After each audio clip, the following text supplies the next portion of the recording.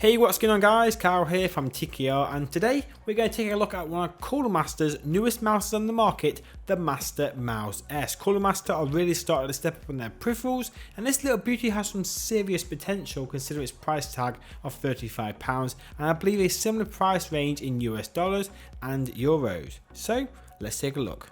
The Mastermouse S has many fantastic properties. It's light at only 89 grams to move around quickly, and the shape and body is an ambidextrous design which can have many diverse grip styles due to being symmetrical, and allows use for both right and left-handed users, which is an awesome point to note.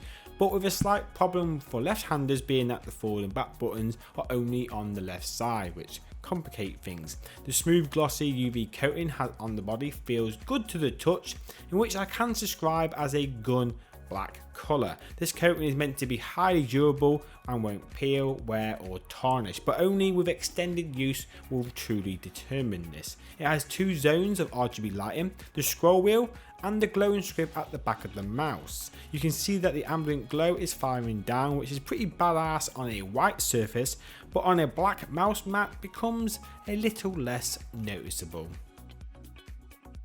All the 6 buttons are in their natural positions. The left and right primary buttons are using on-run switches rated at the standard 20 million clicks. The right primary button feels more of a resistance to press with a longer travel to activate than the left primary button, which is interesting by itself, with a noticeable sound difference as well.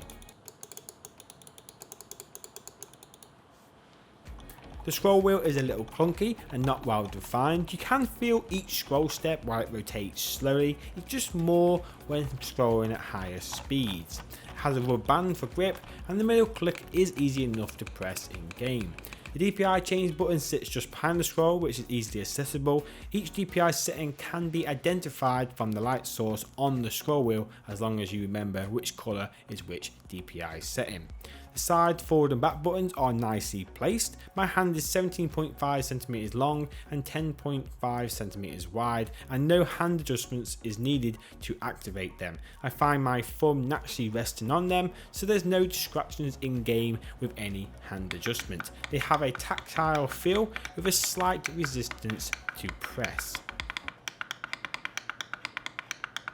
As for the dimensions of the mouse, 117mm long, 63.5mm high and 38mm wide, so it's a little bit on the small side. My hand did feel naturally comfortable on the mouse, with every finger having a place on the body, which is good for the control. I tended to use a hybrid grip style between palm and claw grip on this mouse due to its small body. It has 3 mouse feet at the bottom, which appears to be made out of plastic. Feels smooth to the touch though, that glides freely enough on your mouse mat. And at the heart of the Mastermouse S is the Pixar PNW3330 optimal gaming sensor, which is one you can trust, being no mouse acceleration with advanced tracking and high speed motion detection. It can be calibrated and also has adjustable lift-off distance, which delivers a top speed of 7,200 dpi. The cable is also a patterned PVC cable, which is 1.8 meters in length, which is a little bit stiff to bend. On the software side of things, you get a good level of customization here with the Mastermouse S. You can assign new key actions with the buttons available on the mouse, or even assign what Coolermaster calls a storm tactic button on your preferred button, enabling secondary functions, which could be used for, say, recording macros in MMOs. You get full access to the RGB 16.7 million colours with the 2 zones of RGB lighting, which has many presets to pick from or simply customise yourself. You get 4 levels of DPI adjustment to play with, and you can change the polling rate speed or even enable angle snapping if that's your thing. And then, of course, not forgetting, adjust the lift off distance from here, which is an awesome point to note. I believe it's 2mm on high and 1mm on low. There's options to calibrate your mouse to your mouse mat, or change the OS sensitivity, double click, or even the button response time. All this can be adjusted and saved in 5 different profiles with 5 different completely settings on the mouse. You can change the save profiles on the fly by simply pressing the DPI button and the right primary to change profiles. Now that just leaves one thing: gaming performance. Well, after using this mouse for a while, I know this is one mouse that I can trust when I need my aim to be perfect. There was no mouse acceleration, no prediction, the 33 sensor just followed my commands. This is the first time in a long while I have used the Ambidextrous mouse, and it did feel comfortable, like it was made for my hand.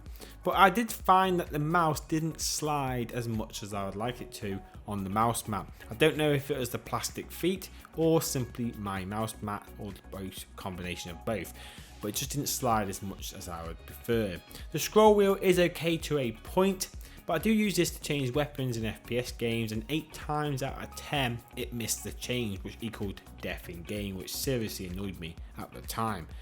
But for the price though, it's, well, a badass little mouse. It'd be great for a starter mouse for PC gaming, or for somebody who wants a good low cost gaming mouse. This should be definitely checked out for sure.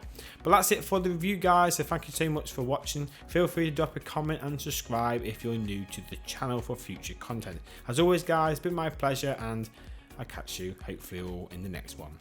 Bye guys.